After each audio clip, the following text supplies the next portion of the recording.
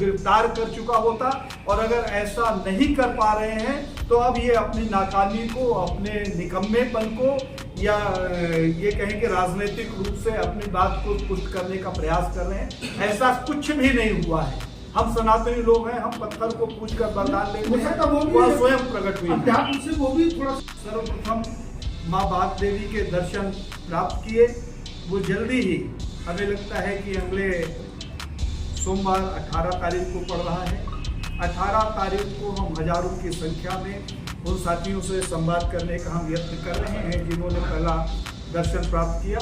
उन्हें लेकर हम धार भोजशाला की गलियों में जाएंगे और माँ बागेश्वरी के प्रांगण में जाएंगे। उनकी जो गर्भगृह है उसका दर्शन करेंगे, पूजन करेंगे। यही हमारा आज का विषय था। उनको कुछ सम्मानित करने का भी निर्णय लिया। जिन लोगों ने भी प्रथम दर्शन प्राप्त किया माँ के, क्योंकि माँ का प्राकट तो स्वयं हुआ, आप सभी बता रहे हैं, जो भी प्रशासन की लोग हैं वो कुछ भी कहें, क्योंकि उन्हें तो राजनीतिक भाषा बोलनी मजबूरी उनकी लगती है, और हमारे इच्छाओं की पूर्ति उस पत्थर से होने लगती है, क्योंकि वो प्राण प्रतिष्ठा की बात होती है, आस्था की बात होती है। चाहे धीरेन्द्र शास्त्री जी हों, बागेश्वर वाले हों, या और दूसरे संत, सबका आपके माध्यम से आह्वान करता हूँ कि सनातन को बातों से नहीं बचाया जा सकता। स्वयं प्रगति हुई माँ की स्थापना जहाँ वो स्थापित जगह थी, उस जगह से अगर आपने उन्हें हटाने का यत्न किया तो ये बात बिल्कुल स्पष्ट हो जाएगी कि आपकी कथनी और करनी में बड़ा फर्क है। वोटों के लिए आप हिंदुत्व की बात करते हो, हिंदू राष्ट्र की बात करते हो, जबकि सत्यता ये है कि स्वयं प्रकट हुई माँ की प्रतिमा को भी आप नहीं बचा पा रहे हो। इसलिए मैंने इनका सबका आह्वान कर रहा हूँ आपके माध्यम से कि आप सभी सहयोगी बने और सनातन धर्म की रक्षा करें। स्वयं प्रकट हुई माँ को उनके स्थान पर बयान आया है कि जो मूर्ति हथियार तत्व द्वारा रखी गई है, इसमें क्या कहेंगे?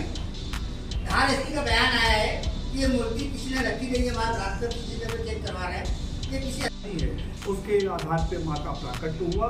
लेकिन वो कौन प्रथम लोग हैं जिन्होंने माँ के दर्शन किए और जिनके द्वारा पूरे भारत को, पूरे विश्व को ये जानकारी प्राप्त हुई, उनसे हम संवाद करने का यत्न कर रहे हैं। जैसे ही उनसे संपर्क होगा उन्हें चांदी के मुकुट पहनाए जाएंगे, उन्हें साफा बांधा जाएगा और 1,51,000 रुपया अखिल भारत हिंदू महासभा उन वीर सपूतों को पुरस्कार के रूप में देगा, ताकि पूरे विश्व में जो सनातन धर्म का विनाश करने पे लोग जुड़े हैं उसके ऊपर अंकुश लगे, सनातन धर्म के प्रति लोगों की आस्था हो।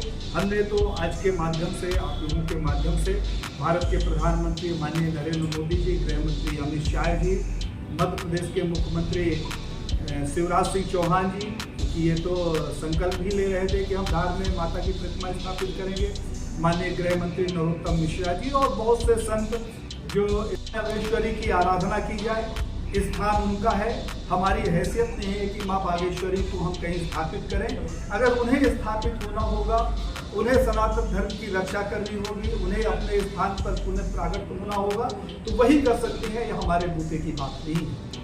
लगभग पूरे भारत में हिंदू महासभा के लोगों ने माँ की वंदना की। हम लोगों ने फोटो प्राप्त की धार से और उस फोटो को रखकर हम सबने आराधना की, भक्ति की, और उसके परिणाम ये देखने को मिले कि 9 और 10 तारीख सितंबर 2023 की रात में 11 के दिन माँ सरस्वती का स्वयं प्राकट्य भोजशाला के गर्भगृह में हुआ। मुझे लगता है कि ये संपूर्ण विश्व के सनातनी जनों के लिए गर्व की बात है, उत्सव मनाने की बात है। लेकिन उससे ज़्यादा दुर्भाग्यपूर्ण बात ये रही कि वोटों के ध्रुवीकरण करने वाले लोगों का मन नहीं भरा। स्वप्रगट माँ की प्रतिमा को भी उन्होंने हटाने का यत्न किया और इस सारे मुद्दे को फिर उन्होंने राजनीतिक बनाने का प्रयास किया, जो बहुत ही दुखद है, कष्टप्रद है।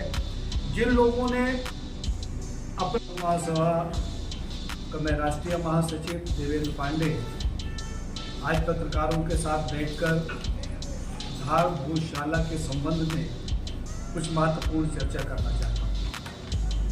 धार भोजशाला एक ऐसा विषय है जिसे राजनीतिक हस्तक्षेप के द्वारा वोटों के ध्रुवीकरण के लिए या मुस्लिम समुदाय को प्रसन्न करने के लिए जो भी सरकारें रही हैं वो हमेशा उपेक्षित करती रही हैं। धार गौशाला को मुक्त कराने के लिए लंबे समय से पूरे देश में आंदोलन किया गया।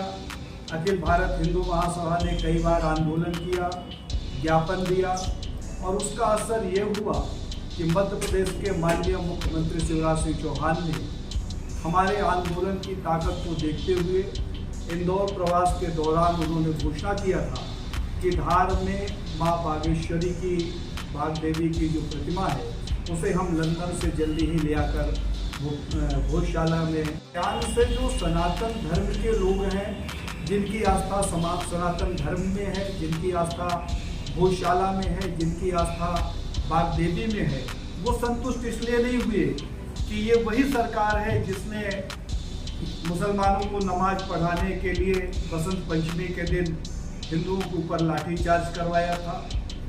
जो मूर्ति बागदेवी की लंदन में रखी हुई है वह खंडित है और खंडित मूर्ति की आराधना हमारे यहाँ शास्त्र सम्मत नहीं है। अर्थात फिर एक बार सरकार ने फर्जी बयानबाजी करके सनातन धर्म के लोगों को गुमराह करने का प्रयास किया। हम लोगों ने कई बार आंदोलन किया, हम लोगों ने कई बार ज्ञापन दिया, अल्टीमेटम दिया, प्रार्थना की, रामधुन की और मूक प्रदर्शन भी किया, लेकिन सरकार के मन में जैसे एक दृढ़ निश्चय बन गया हो कि किसी भी कंडीशन में धार गौशाला की मुक्ति नहीं होना चाहिए, इसे हमेशा हमेशा के लिए विवादित बना रखना चाहिए। हम लोगों ने, चूंकि सनातनी लोग हैं, सनातन की शक्ति पूरा विश्व जानता है कि हम लोग रास्ते से एक पत्थर को उठाते हैं, उस पत्थर को कहीं रख देते हैं, उसके ऊपर फूल चढ़ाते हैं, सिंदूर चढ़ाते हैं, जल चढ़ाते हैं, अगरबत्ती लगाते हैं और उसमें इतनी शक्ति पैदा भी की गई है। शायद जब से मैं बोल रहा हूँ तो सिर्फ यही बात बोल रहा हूँ कि माँ बागेश्वरी का प्रागट्य हुआ है। एक बहुत सीधी सी बात है, धार बड़ा सेंसिटिव पॉइंट है आज के देश में। गौशाला उससे भी ज्यादा पुलिस की कस्टडी वाला स्थान है।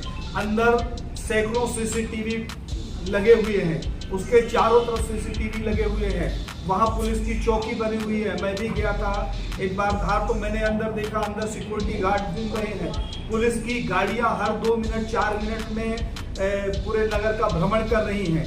किसकी औकात है कि कौन बाहर से ले जाकर वहाँ प्रतिमा की स्थापना कर देगा। जो हमने फोटो देखा है और वीडियो देखा है उसके हिसाब से लगता है कि वो प्रतिमा कम से कम 3 फीट की होगी, 4 फीट की होगी। कौन सा ऐसा बहादुर है जिसने उस प्रतिमा को जेब में डाला और किसी की नजर नहीं पड़ी और ले जाके स्थापित कर दिया। तो ये शासन और प्रशासन मिथ्या बातें कर रहे हैं। इनकी बातों पे आने की आवश्यकता इसलिए नहीं है कि अगर ऐसा कुछ होता